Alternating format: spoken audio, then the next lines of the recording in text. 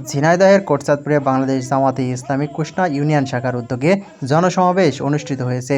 রবিবার বিকালে উপজেলার মামুনশিয়া বাজারে এই জনসমাবেশ অনুষ্ঠিত হয়। অনুষ্ঠানে জামাতের সাবেক কুষ্ণা ইউনিয়ন আমির আব্দুর রহিমের সভাপতিত্বে প্রধান অতিথি হিসেবে উপস্থিত ছিলেন জামাতের কেন্দ্রীয় সুরা সদস্য ও ঝিনাইদহ জেলা শাখার নায়েবে আমির অধ্যাপক মতিয়ার রহমান। তিনি বলেন, কোটচাঁদপুরে যারা সাধারণ মানুষের জানমালের নিরাপত্তার পরিবর্তে বিপদের কারণ হয়ে দাঁড়াবে তাদের বিষয়ে কঠিন সিদ্ধান্ত নিতে হবে। ওয়ার্ডের সকল পর্যায়ে পাড়াই সংগঠন মজবুত করতে হবে। এছাড়াও সকল অন্যায় অনিয়মের বিরুদ্ধে জনপ্রতিরোধ গড়ে তোলার আহ্বান জানান তিনি।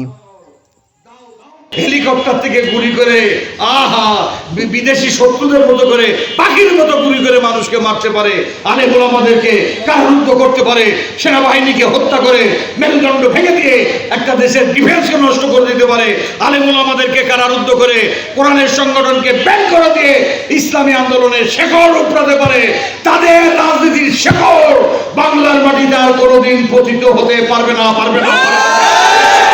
অন্তর্বর্তীকালীন সরকার যারা এখন দেশ চালাচ্ছে, গভর্নমেন্ট, এই ডক্টর ইউনূস অত সহজ না। পৃথিবীর 106টা ইউনিভার্সিটির উনি লেকচারার। কথা কি বুঝতে পেরেছেন? তো একদম আমেরিকা, ব্রিটেন, চায়না, গোটা দুনিয়ার পরাশক্তি সাম্রাজ্যবাদীরা ওরা তার বন্ধু মানুষ। অতএব বাংলাদেশের গায়ে হাত দেওয়া অত সহজ না। হাসিনা যখন ওপারে চলে গেল, মোদি চেয়েছিল, বলেছিল যে ওখানে হাসিনার গণতান্ত্রিক সরকারের পতন ঘটেছে, মৌলবাদী যারা হিন্দুদের সংখ্যালঘু সম্প্রদায়ের জানমাল নিয়ে সিলিমিনি খেলে, তাদের পূজা মন্দিরে অগ্নিসংযোগ করে, এই জামাত শিবিরের উত্তর ঘটেছে।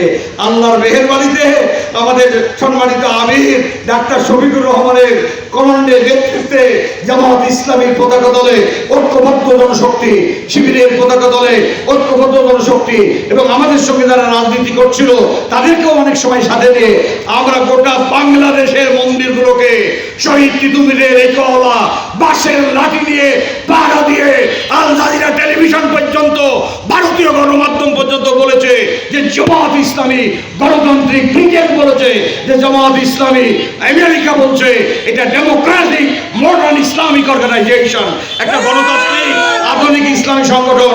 জামাত কখনো সংখ্যালঘুদের উপরে আঘাত হানে না। অনেক সময় ওরা আওয়ামী লীগের লোকেরা তারা করতো কি, তারা জামাত শিবিরের পোশাক পরে এই স্লোগান দিয়ে মন্দির ভেঙে বেরিয়ে চলে দিত শিবির সেজে, মনে করতো যে আমরা এই আগাম প্রয়োগ করি।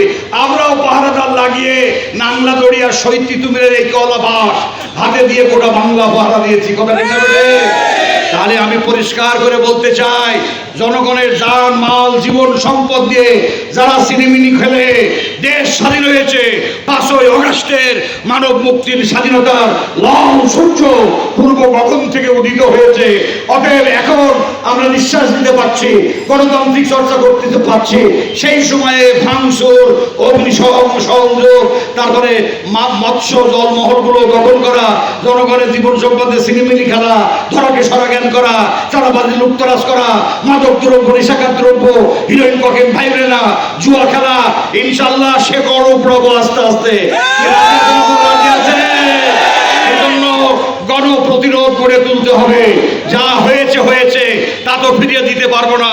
ইনশাল্লাহ কেউ যদি না থাকে, আমি প্রফেসর মতিয়ার রহমান জামাত ইসলামীকে সাথে নিয়ে এবং আমাদের রাজনৈতিক সহযাত্রীদেরকে, অন্যান্য দলকে সাথে নিয়ে গণপ্রতিরোধ গড়ে তুলবো। ষোলচাঁদাবাজরা, মানুষ, জনগণ, বিশেষ করে হিন্দু সম্প্রদায়, গরিব মানুষেরা, মৎস্যজীবী সম্প্রদায় কত কষ্ট করে, নিরন্ন ব্যতীত বঞ্চিত মানুষ সারা বছর কষ্ট করে মৎস্য ফলায়, আর বাবাইদের সম্পদ লুটপাট করবা।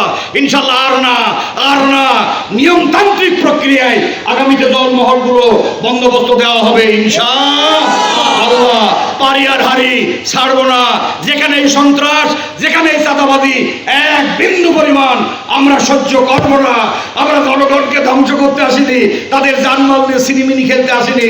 সংখ্যালঘু সম্প্রদায়, আমাদের হিন্দু ভাই ও বোনেরা, হিন্দু, খ্রিস্টান, বৌদ্ধ, নাসারা, পাহলবি জাসাতের যারা বিরোধী, যারা ভালো করে শুনে রাখেন। থাকেন, আমরা আপনাদের জান মাল জীবন সম্পদ, আপনাদের রক্ত আমাদের রক্তের মতো পবিত্র, আপনাদের জীবন আমাদের জীবনের মতো পবিত্র, আপনাদের সন্তান সন্ততি আমাদের সন্তানের মতো পবিত্র।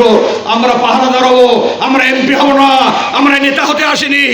এ সময় বিশেষ অতিথি হিসেবে বক্তব্য প্রদান করেন শিবিরের সাবেক জেলা সভাপতি ওমর ফারুক। তিনি সকল শহীদদের হত্যার বিচার ও শহীদ ইসরায়েলি হত্যাকারীকে গ্রেপ্তার করে বিচারের দাবি করেন। অপরাধ করেছিল শহীদ ইসরায়েল, কেন তাকে গুলি করে হত্যা করা হলো? এই শহীদ ইসরায়েলের হত্যার বিচার আপনারা চান কি চান না? নেতৃবৃন্দর কাছে বলতে চাই, শহীদ ইসরায়েলকে যারা হত্যা করেছে তাদের অতি বিলম্বে তাদেরকে গ্রেফতার করতে হবে, তাদের আইনের আওতায় আনতে হবে। আপনারা শহীদ ইসরায়েলের হত্যার বিচার চাই। এ সময় বিশেষ অতিথি হিসেবে বক্তব্য পেশ করেন কোটচাঁদপুর উপজেলার জামাতের আমির আজিজুর রহমান, উপজেলা নায়েবে আমির মোয়াবিয়া হোসাইন, কুশনা ইউনিয়ন আমির শরীফুর রহমান টিটু, সাবদালপুর ইউনিয়ন আমির মাওলানা নূর নবী, উপজেলা সদস্য আবুল কালাম, বাংলাদেশ ইসলামী ছাত্র শিবিরের কুশনা ইউনিয়ন সভাপতি আবু নাইম সহ জামাতের বিভিন্ন ইউনিয়ন ও ওয়ার্ড পর্যায়ে বিভিন্ন দায়িত্বশীল বৃন্দ উপস্থিত ছিলেন। কোটচাঁদপুর থেকে রকনুজ্জামান, ঝিনাইদহ কাগজ।